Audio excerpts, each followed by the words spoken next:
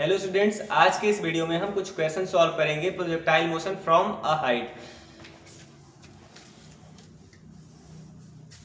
Projectile motion from a height के कुछ question solve करने वाले हैं। तो ये क्वेश्चन है पहला। ये टार है जिसका हाइट है 20 मीटर और यहां से एक बॉल को हम 30 डिग्री के इंक्लिनेशन पे 30 मीटर पर सेकंड के स्पीड से ही फेंक देते हैं। ठीक है, यहां से जैसे हम एक छत पे खड़े हैं, सपोज कर लीजिए हम छत पे खड़े हैं और इस मार्कर को यहां से 30 डिग्री के एंगल पे इंक्लिनेशन पे फेंकते हैं इसको ऊपर की तरफ। ठीक है, तो यहां से इसी टावर से 30 डिग्री के इंक्लिनेशन पे इस बॉल को फेंका जा रहा है 30 डिग्री के इंक्लिनेशन पे, और जिसका इनिशियल वेलोसिटी है वो 30 मीटर पर सेकंड है। ठीक है, तो बताना है कि टाइम क्या लगेगा इसको ग्राउंड पे आने पे। पहले तो बताना है कि टाइम क्या लगेगा। Find time taken to complete the projectile. तो एक्स डायरेक्शन में इसकी वेलोसिटी क्या हो जाएगी, u cos 30। u क्या है 30, cos 30 की वैल्यू √3/2 कट के 50√3 हो जाएगा। 15√3 एक्स डायरेक्शन में इसकी वेलोसिटी हो जाएगी 15√3। और वाई डायरेक्शन में u sin 30 u है 30 और sin 30 की वैल्यू 1/2 कट के 15। तो y डायरेक्शन में इसकी वेलोसिटी हो जाएगी 15, ऊपर की तरफ होगी क्योंकि इसको ऊपर की तरफ ही फेंक रहे हैं हम। ठीक है, तो अब हमें बताना है कि टाइम क्या लगेगा इसको ग्राउंड पे आने में।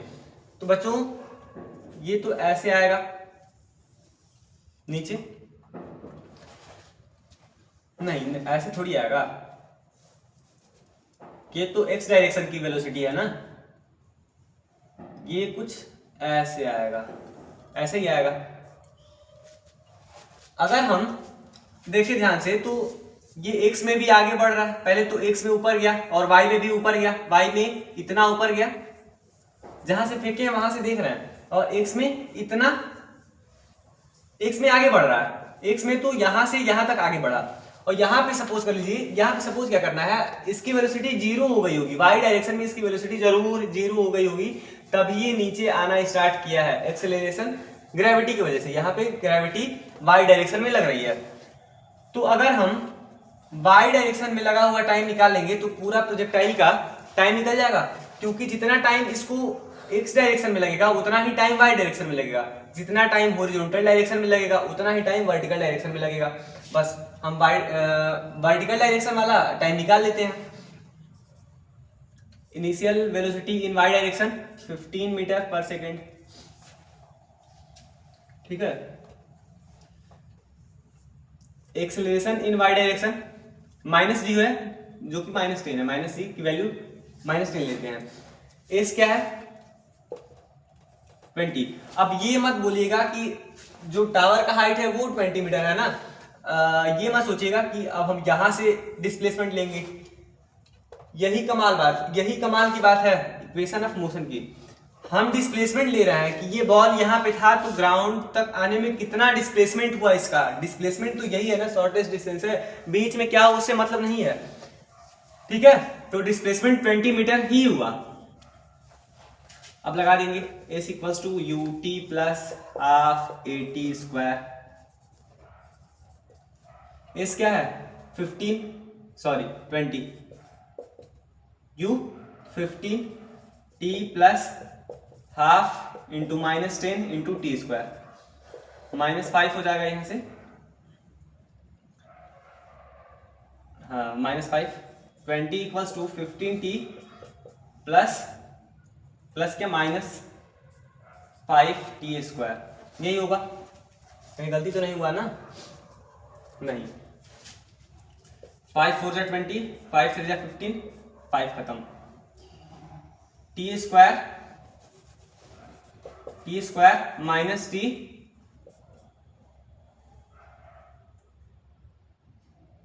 कहीं गलती और क्या, हाँ डिस्प्लेसमेंट माइनस होता है, डिस्प्लेसमेंट माइनस होगा क्योंकि ये नीचे आ रहा है ना, तो जो भी नीचे होता है चाहे वो ग्रेविटी हो चाहे वेलोसिटी हो, जो भी नीचे होता है वो उसे निगेटिव में लेते हैं, तो यहाँ पे -20 होगा, -4 यहाँ पे -4 इक्वल्स टू 0।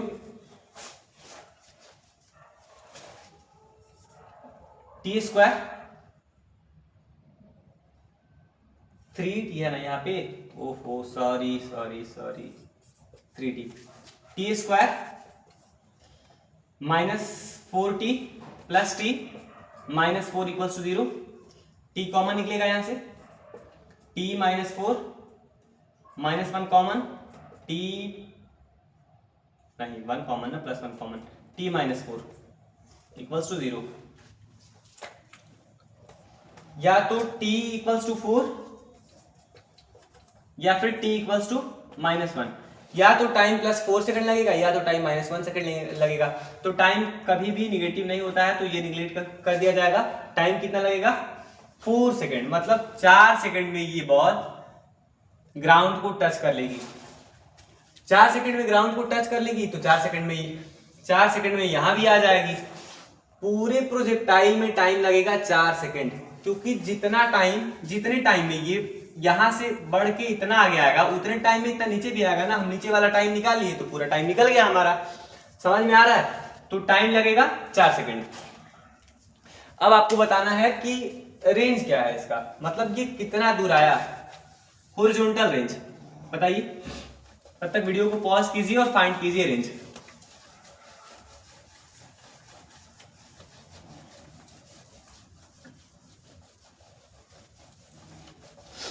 हाँ तो find range, find R range, यही रेंज है।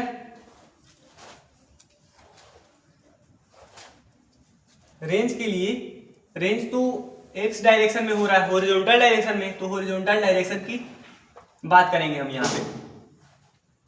यूएक्स क्या है, हॉरिजॉन्टल डायरेक्शन में इनिशियल वेलोसिटी क्या है 15√3 मीटर पर सेकेंड, ठीक है।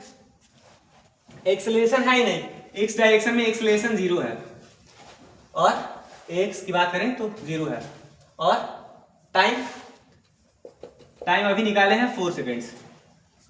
एस क्या है, रेंज है, जो डिस्प्लेसमेंट है वो रेंज ही तो है, तो S equals to ut plus half AT square, S की जगह पे R रखेंगे, equals to U 15√3 into 4 plus acceleration 0 हुआ तो ये पूरा टर्म 0 हो जाएगा, R इक्वल्स टू 60√3 मीटर, मतलब रेंज क्या आ गया 60√3 मीटर।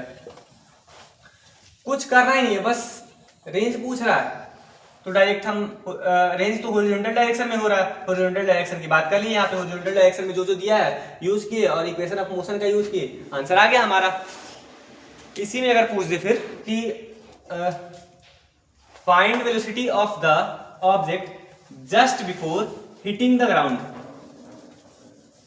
इस बॉल का, इस ऑब्जेक्ट का वेलोसिटी बताना है जब ये तुरंत ग्राउंड को छूने वाला, उसे एकदम तुरंत पहले, एकदम जस्ट पहले इस पॉइंट पे इस बॉल का वेलोसिटी बताना है, इस ऑब्जेक्ट का वेलोसिटी बताना है। तो अगर हॉरिजॉन्टल डायरेक्शन की बात करें तो फिर वही सेम रहेगा, एक ही बात कितनी बार बोले हम, हॉरिजॉन्टल डायरेक्शन में सेम रहेगा क्योंकि वेलोसिटी कांस्टेंट है, एक्सेलरेशन है ही नहीं, तो एक्स डायरेक्शन में 15√3 ही होगा। अब करें वाई डायरेक्शन की बात। वाई डायरेक्शन के लिए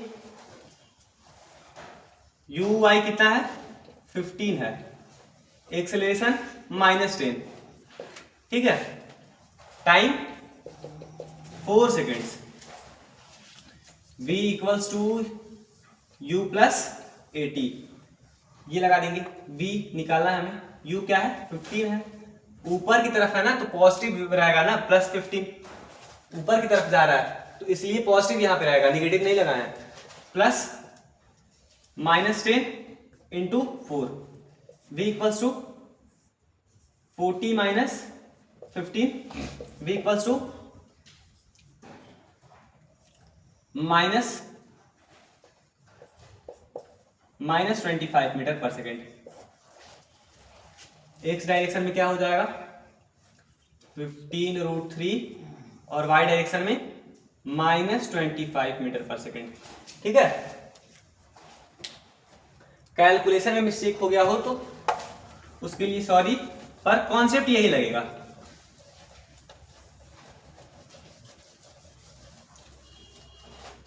अब इसका स्पीड पूछ ले तो फिर वही √15√3 का स्क्वायर हो जाएगा और प्लस -25 का स्क्वायर, इसको सॉल्व कर लीजिएगा, इसका स्पीड आ जाएगा, मतलब इसका मैग्नीट्यूड आ जाएगा। ये ऐसे आना चाहेगा ना। अगर थीटा पूछे, इसका एंगल पूछे, ये थीटा पूछे तो परपेंडिकुलर अपॉन बेस, इसको पहले शिफ्ट यहाँ पे कर लेंगे, ये परपेंडिकुलर हो जाएगा और ये बेस हो जाएगा 25/15√3, ये इसका थीटा हो जाएगा। ठीक है, अब बढ़ते हैं अगले क्वेश्चन की तरफ।